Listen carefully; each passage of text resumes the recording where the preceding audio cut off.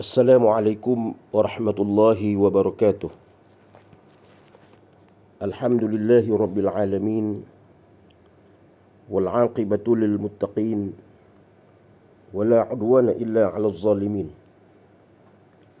Wassalatu wassalamu ala asyrafil anbiya'i wal mursalin wa ala alihi wa sahbihi ajma'in.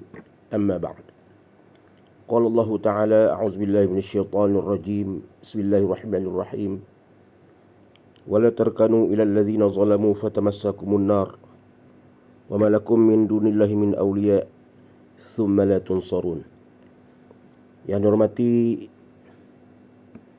muslimin muslimat, pendengar yang sudi mendengar, yang hormati lagi dikasihi ahli keluarga saya, anak isteri saya, yang hormati ibunda saya, adik-beradik saya, yang dihormati lagi dikasihi sahabat handai yang mengenali diri, sahabat-sahabat seperjuangan yang sama-sama mengajar di sekolah, khususnya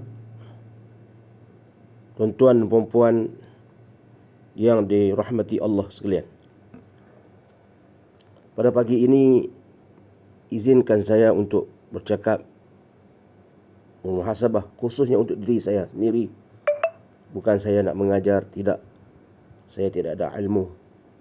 Tapi untuk muhasabah diri saya dan ahli keluarga saya, dan kepada kita-kita yang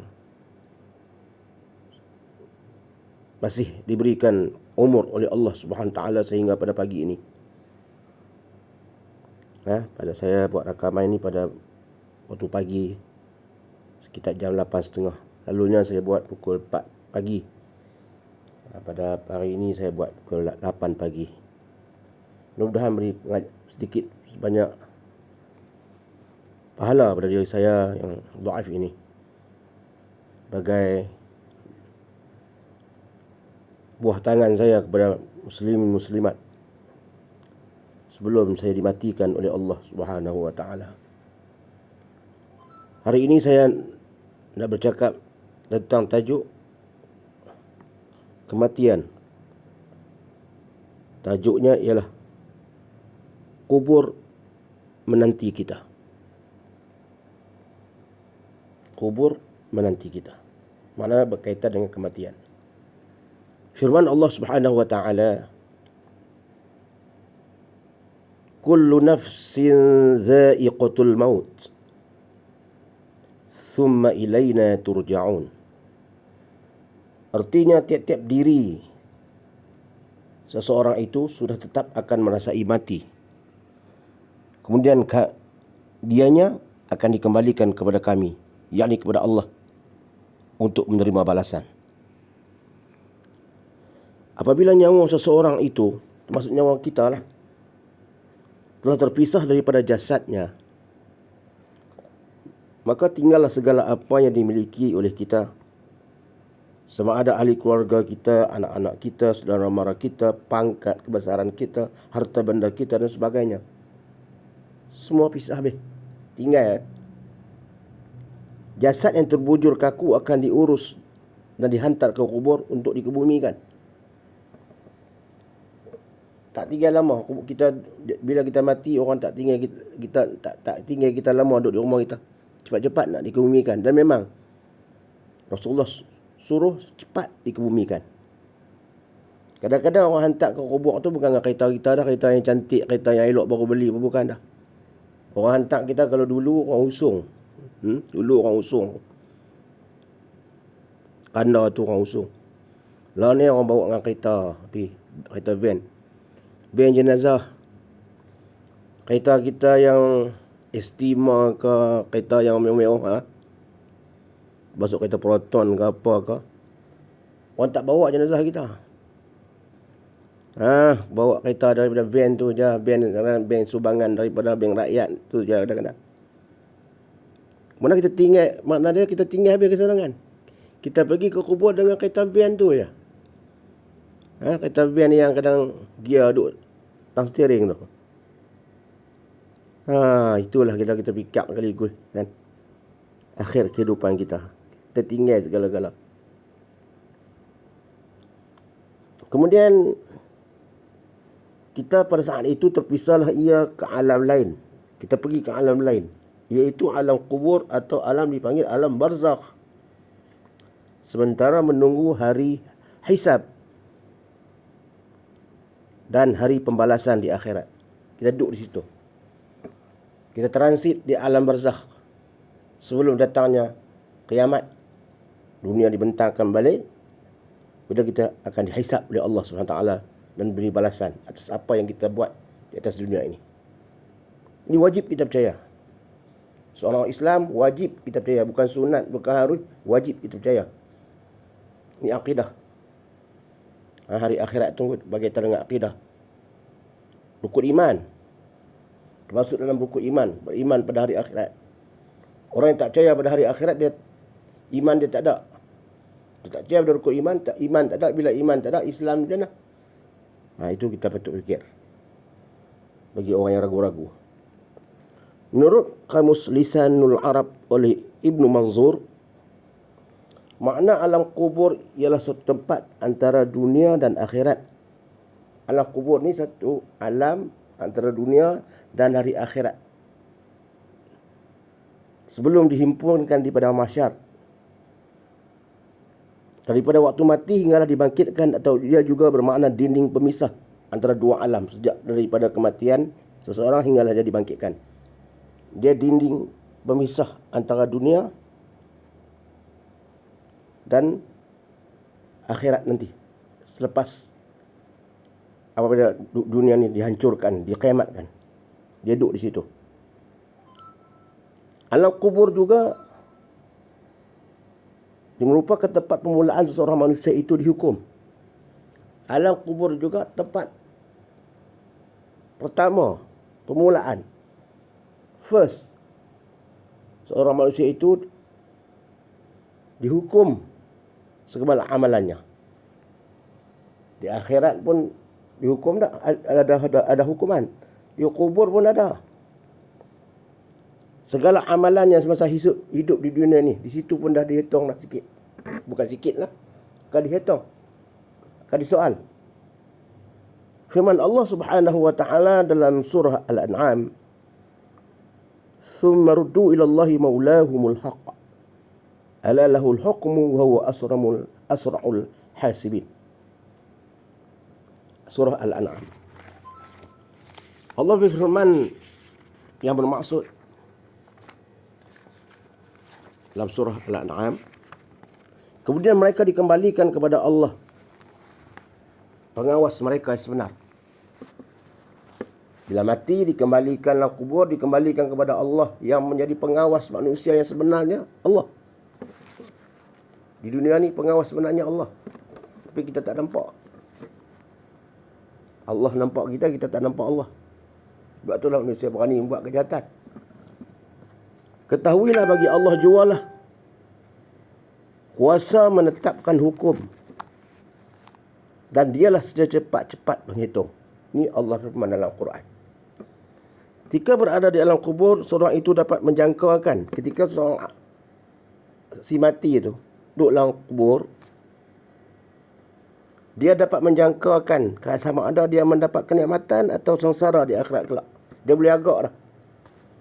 Si mati tadi, mayat tadi, dia dapat boleh agak dah. Bila hari akhirat, hari kebangkitan nanti, dia boleh agak dah. Di mana kedudukannya. Tu baru duduk dalam kubur, dia boleh agak dah.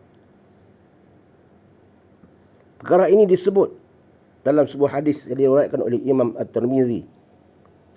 Rasulullah SAW bersabda, yang maksudnya sesungguhnya kubur itu ialah penginapan pertama antara penginapan akhirat. Tempat tidur pertama sebelum kita pergi pada penginapan di hari akhirat. Maka sekiranya seseorang itu terlepas dari sesaannya, jika seseorang itu terlepas dari sesaan kubur itu, maka yang akan datang kemudiannya pun lebih mudah. Di akhirat nanti dia lebih mudah.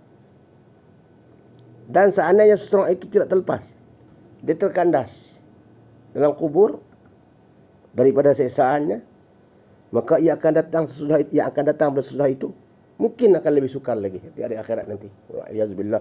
Kita minta doa semualah, supaya Allah Subhanahu Wa Taala jauhilah kita daripada demikian itu. Bagi orang yang beriman, kehidupan mereka dalam kubur dipenuhi dengan segala macam kenikmatan. Allah bagi nikmat. Dalam kubur pun Allah bagi nikmat dah. Macam mana nikmat yang Allah bagi? Wal'ayazubillah, alam kubur ni, alam barzakh kita tak tahu. Dia dinding. Barzakh ni dia dinding. Dia penghalang. Tak dapat kita nak lihat. Dia punya alam barzakh.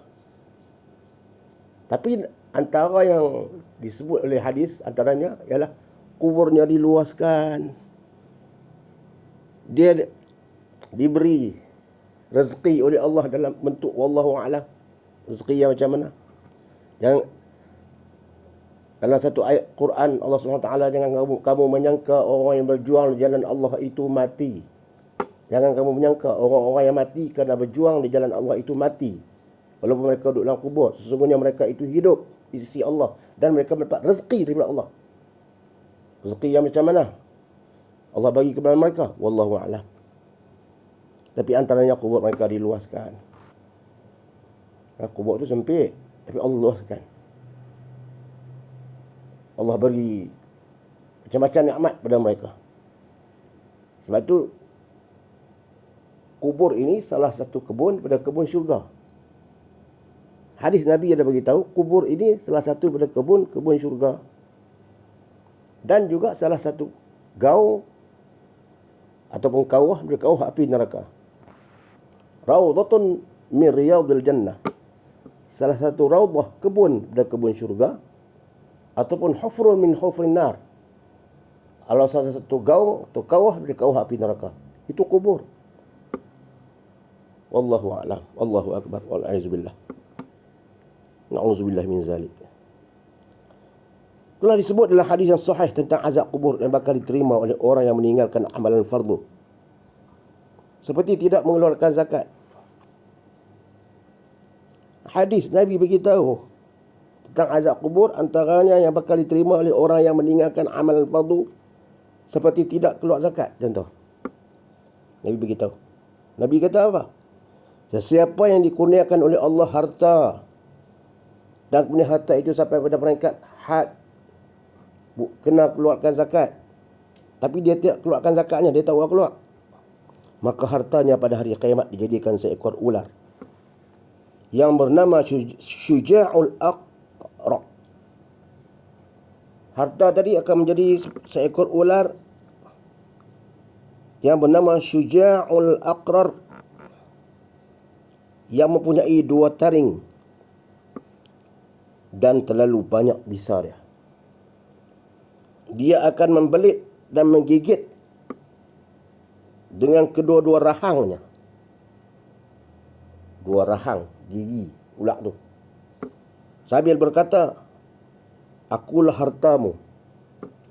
Akulah simpananmu dulu yang kamu duk simpan tak keluar zakat tu. Ini hadis riwayat Al-Bukhari. Bukan makna saya cakap ni, saya rujuk pada kitab. Bukan saya cakap atas hawa nafsu tak. Rujuk pada hadis Rasulullah.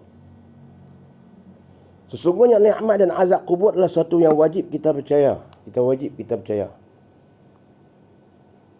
Dan yakini kewujudannya.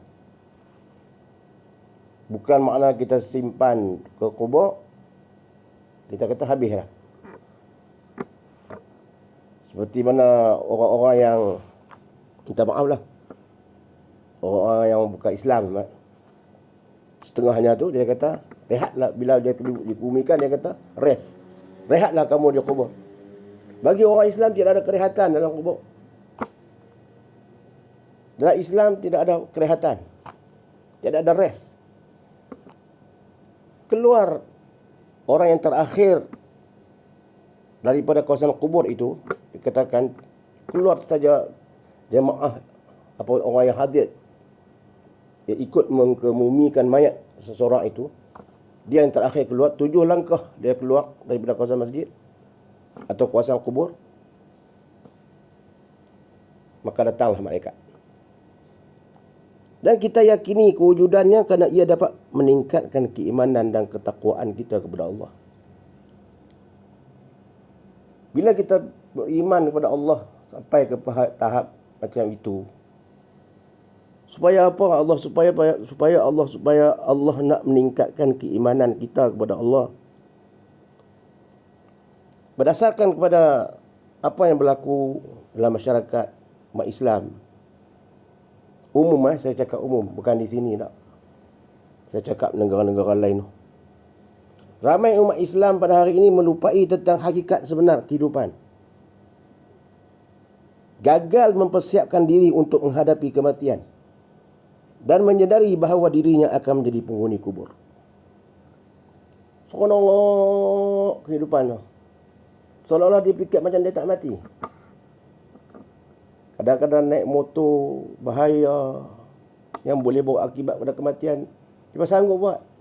Angkat tayar sana, tayar sini. Dia tak faham, dia seolah-olah dia tak takut mati. Seolah-olah dia tak takut mati. Dan dia tak takut apa yang, bila mati, apa yang akan menunggu dia. Soalan-soalan tu dia dapat jawab ke tak? Kalau orang yang berfikir, dia akan fikir juga tu. Kalau aku mati, dia aku boleh jawab ke tak? Yang nak jawab ni bukan kita tak payah hafal. Tak payah hafal. Amalan kita yang akan menjawab. Kalau soalan tu, Tok Imam duk baca talqin tu soalan. Kita tahu dah lah ni, soalan tu duk ada dah, soalan tu bocor dah. Tapi nak jawab tu bukan mulut kita. Amalan kita. Ramai daripada kita leka dengan kehidupan di dunia. Dunia ini penting. Dunia ni tempat yang Allah bagi kepada kita ni. Dunia ni sebab tu Allah bagi dunia. Penting untuk kita cari bekal. Bekerjalah untuk dunia ni. Seolah kita hidup selama-lama. Kerja, Allah tak marah. Dan ingatlah akhirat, seolah kita akan mati esoknya. Akhiratmu kita kena ingat, seolah kita nak mati besok. Bayangkan kalau kita tahu kita nak mati besok, taklah kita terleka di dunia ini. Dunia pun bila kita bekerja juga, seolah kita nak hidup selama-lama. Cari bekal lah. Bekerjalah untuk keduniaan, mencari rezeki. Tapi kadang manusia tidak gentar kedahsyatan azab alam kubur. Mengapa ini boleh berlaku? Hal ini kerana berpunca mungkin disebabkan hati kita terlalu cinta dan sibuk dengan perkara dunia, menyebabkan hati menjadi keras dan gelap daripada cahaya hidayah Allah Subhanahu wa taala. Ingatlah bahawa jalan nak menuju kepada Allah Subhanahu wa taala ini tidak dapat kita tempuhi dengan tapak kaki kita. Tak boleh kita pergi dengan jalan tapak kaki. Jalan dengan kaki, tak. Tapi kita tempuhi dengan kekuatan dan kesucian hati. Kita nak pergi jumpa Allah dengan kesucian hati. Bukan pergi dengan jalan kaki. Jika kita merasakan hati kita keras dan beku, rawatilah hati kita awal-awal. Sama-sama. Termasuk diri saya. Nilai diri kita kalau hati kita ni keras. Kita tahu lah hati kita ni kan manusia. Kita ni manusia. Kita bukan sempurna. Kita rawati hati kita. Dengan melaksanakan apa yang Nabi beritahu, tip-tip dia. Antaranya kita bersikap tawaduk, rendah diri di hadapan Allah Subhanahu wa taala dengan sembahyang dan sebagainya. Zikir, baca Quran. Antaranya lagi menghadiri majlis-majlis ilmu. Kita hadiri majlis ilmu. Orang dulu-dulu mereka menghadiri majlis ilmu, mereka sanggup berjalan kaki. Jauh jalan kaki malam-malam. Masjid jauh. Rumah jauh. Jalan kaki. Masa dulu mana kereta-kereta payah jumpa. Zaman saya kecil-kecil dulu. Kadang-kadang saya duduk di Kuala Kedah tu. Orang yang duduk tepi laut tu sanggup jalan kaki main ke masjid. Di kampung saya di Alor Ibu situ. Bawa torchlight. Kadang-kadang ada yang bawa, yang tak nak tahu selek tu bawa nyamung, macam nyamung tu. Pakai lampu pelita tu, butin di ujung tu. Main masjid waktu malam. Nak dengar kuliah. Kuliah pun pada masa tu tak ada mikrofon apa, tak ada. Saya masih ingat lagi lampu masa tu pun lampu Guslin. Saya pakai Guslin, pam tu. Mai dengar kuliah. Nak dapat ilmu, panggil tok guru jauh-jauh mai. Jauh tok guru pun mai. Naik motor. Sanggup mereka mendengar nak dapat ilmu. Sekarang nak dapat ilmu mudah. Kita hadiri majlis ilmu di mana pun ada, masjid mana pun ada kuliah. Dan paling senang duduk di rumah pun kita boleh dapat ilmu. Buka YouTube. Bermacam-macam kuliah ada. Nak cari ustaz mana yang terkenal itu ada. Macam saya ni, saya tumpang-tumpang ni untuk nak sekurang-kurangnya nak ada sebagai bekal saya suatu hari anak-anak saya dapat melihat, oh ini ayah dia. Ayah dulu pernah bagi kuliah. Saya ni cerai saja, tak ada ilmu, tak ada. Tapi sekurang-kurangnya menjadi satu kenangan untuk anak-anak keluarga saya, adik-adik saya, bahawa saya pernah hidup satu masa dulu. Jika kita ada bakat menulis, menulislah. Jika kita ada bakat apa-apa sajalah, tulis, supaya meninggalkan suatu bekalan, supaya generasi yang akan datang tahu bahawa kita pernah hidup di dunia ini. Walau kita pernah menulis buku, ada buku tulis nama kita. Walau kita pernah bergambar, ada gambar tu nama kita. Ambillah, simpanlah. Supaya generasi 100 tahun nanti akan tahu bahawa kita pernah hidup di dunia ini.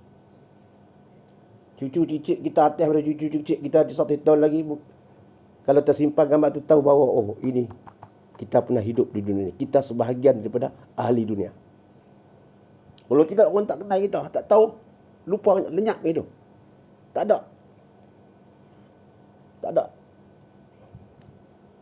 Lupa habis kita ni.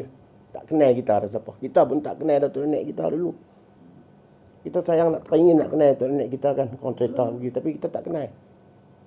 Kita kenal dekat Datuk Nenek tu ya. Hati atas lagi tak. Sebab zaman dulu tak ada kemudahan macam kita lah ni. Tapi tak apalah. Kita doakan untuk mereka. Dan tidak menjadi satu kesalahan.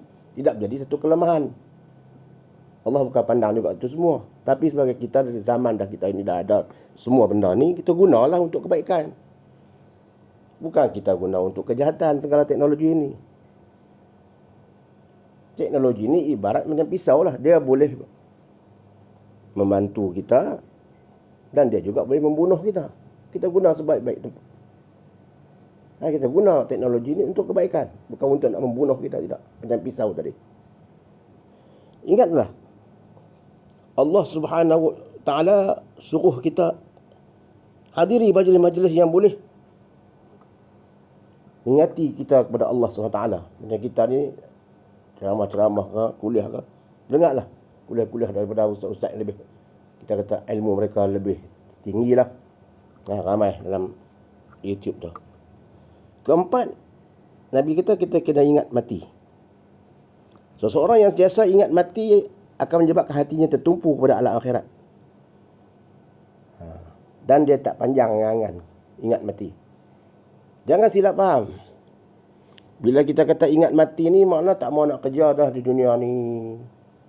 Duk kerja elok-elok dah, letak jawatan sebab apa? Nak ingat mati, nak duduk di masjid. Bukan, itu silap. Bila kita ingat mati bahawa kita nak kumpul pahala banyak-banyak. Jadi kerja kita buat itu, kita nak pahala lah dari hasil kerja kita sebagai guru ke, sebagai wakil rakyat ke, sebagai apa saja ke, tugas. Kita gunakan apa pekerjaan kita itu untuk kita kumpul pahala, kumpul modal untuk sebagai bekalan kita dari akhirat. Bukan kata ingat mati ni kita letak jawatan pergi duduk masjid. Itu bukan. Kalau itu baiklah Allah Subhanahu Wa Ta'ala lantik malaikat jadi khalifah di atas dunia ni. Sebab malaikat ni tak makan, tak minum dan zikir, buat ibadat saja. Baiklah Allah lantikkan malaikat jadi khalifah di muka bumi ini. Mereka ahli ibadat. Tak makan, tak minum, tak bekerja macam kita, tak tanam, tak nak pokok-pokok apa pun tak perlu sebab dia tak makan. Nak tanam pokok buat apa? Tapi kenapa Allah Subhanahu Wa Taala lantik kita manusia sebagai khalifah? Dia tahu kata kita ni semua perlu kepada ini, perlu kepada ini. Kenapa manusia dilantik manusia sebagai khalifah? Adalah tujuan, ada keistimewaan manusia itu. Jadi kita kena bekerja lah. Bukan duduk tak mau nak kerja. Buat ibadat kadang-kadang sehingga jadi miskin. Sehingga orang pula tolong bagi makanan kat dia. Dia duduk di wirid di masjid, orang tolong hantar makanan kat dia. Itu bukan, salah segi konsep. Salah dari segi konsep. Dunia ni tetap kita kena ambil.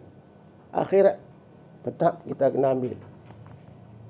Dua-dua ni. Sebab tu Allah lantik kita sebagai khalifah di dunia ini. Makna khalifah kita pun, saya pun pernah bercakap dalam kuliah saya dulu, disebut oleh Ibn Khaldun dalam satu kitab. Ibn Khaldun mengatakan iqamatud din wa siyasatud dunya bih.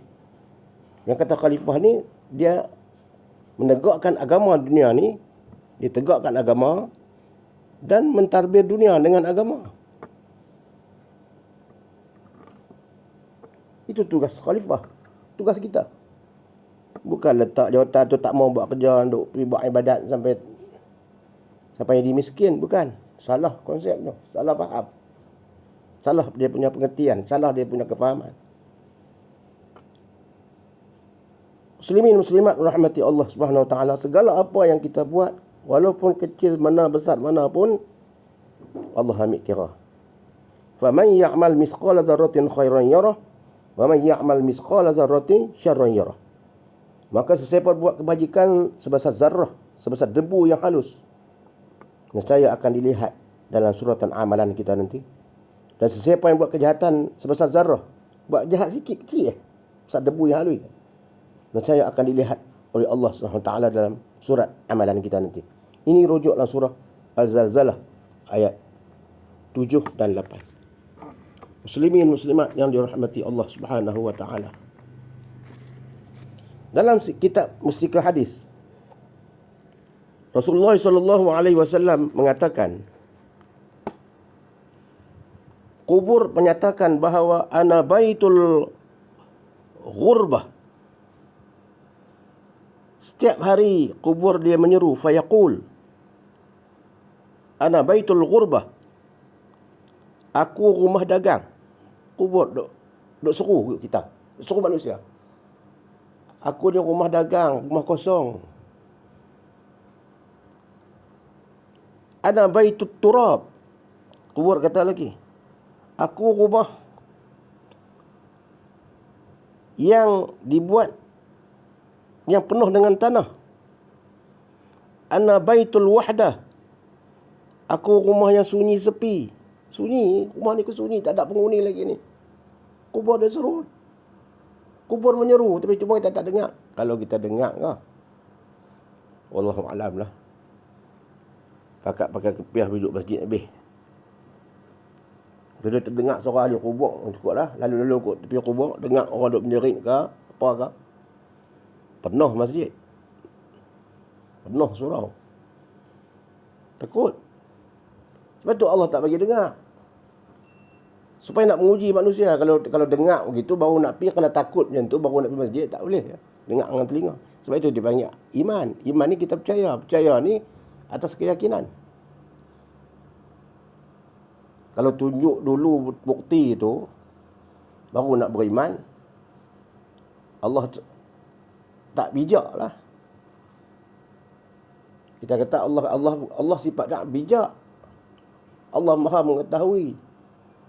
Dia tutup benda tu semua. Sebenarnya nak tengok kamu ni betul percaya kat aku atau tidak.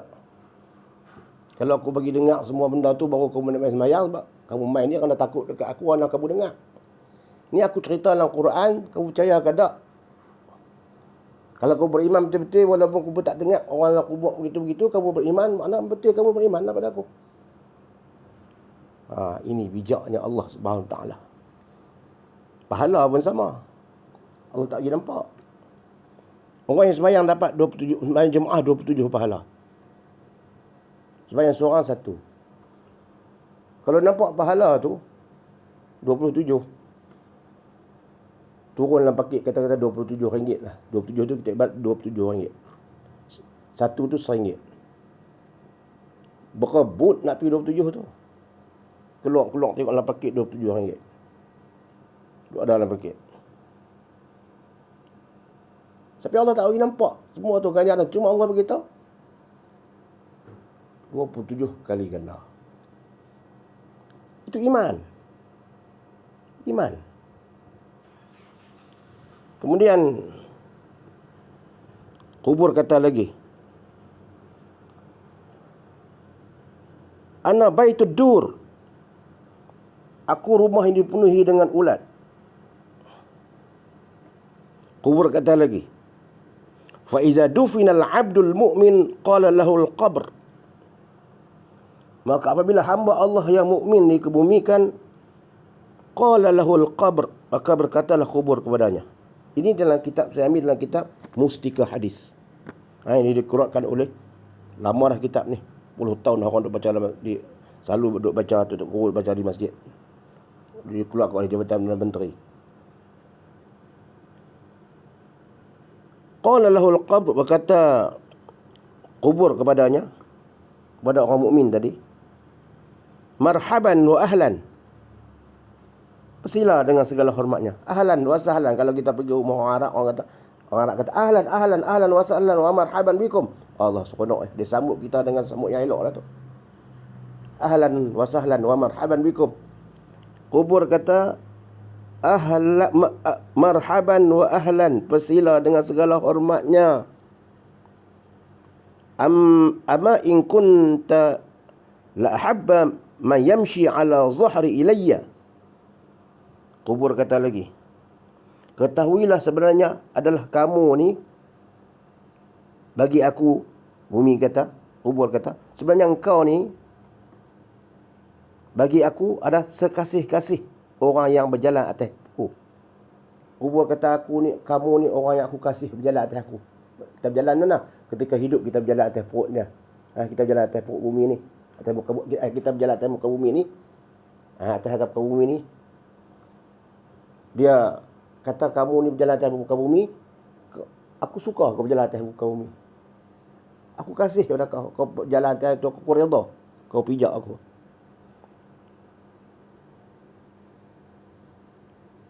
La ahabba man yamshi. Aku suka kamu. Tapak kaki kamu duk pijak atas aku, atas belakang aku ni, atas belakang bumi ni. Aku suka. Orang yang aku kasih. Fa iza wallituka al-yawm wa sirta ilayya fasatara sani'i bik.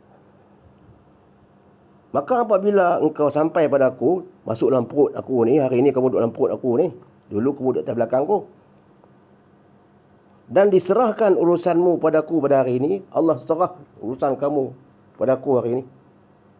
Atas dunia dulu kamu bebas, boleh pergi sana ke sini, aku suka kamu pijak atas belakangku. Hari ini kamu dalam perut aku, Allah serah kamu pada aku untuk uruskan. Kubur kata, maka engkau akan melihat layananku kepada kamu. Kau tengok nanti aku nak layan kamu. Aku suka kat kamu. Kubur kata, ni dalam hadis ni. Dalam hadis, rujuk dalam kitab Mustika Hadis. Saya baca Mustika Hadis ni jilid, saya tak ingat jilid yang keberapa. Kulit pun tak ada dah. Maka kamu akan lihatlah layananku. Fayattabi'u lahu maddal basar. Kubur itu pun menjadi lapang baginya seluas mata memandang. Luas kubur tu sejauh mata memandang. Kubur tu luas. Masa kita korek kubur tu kita nampak kecil ya kan. Berapa kaki ya. Kubur bagi layanan kepadanya seluas mata memandang. Ini hadis Rasulullah. Rasulullah tak pernah tipu. Tak pernah bohong. Orang tak percaya pada hadis Rasulullah.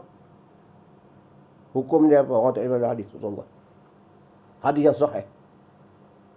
Terkeluar daripada Islam. Kalau orang tak percaya pada Quran dan hadis, terkeluar daripada Islam. Hadis yang sahih. Ini hadis yang sahih. Dalam kitab Mustikah Hadis, hadis yang dikutip oleh para ulama, ditapis oleh para ulama dalam kitab hadis yang sahih. Kita wajib percaya. Walaupun kita tak sampai lagi tempat tu. Sebagai panduan untuk kita beriman pada Allah. Kubur tu pun menjadi lapang baginya seluas mata memandang. Wa yaftahu lahu babun ilal jannah. Serta dibukakan baginya sebuah pintu ke syurga. Dibuka pintu untuk ke syurga. Syurga tak boleh masuk lagi. Tak boleh masuk lagi syurga. Sebab dia kena hisap dulu. Tapi dibukakan pintu syurga itu.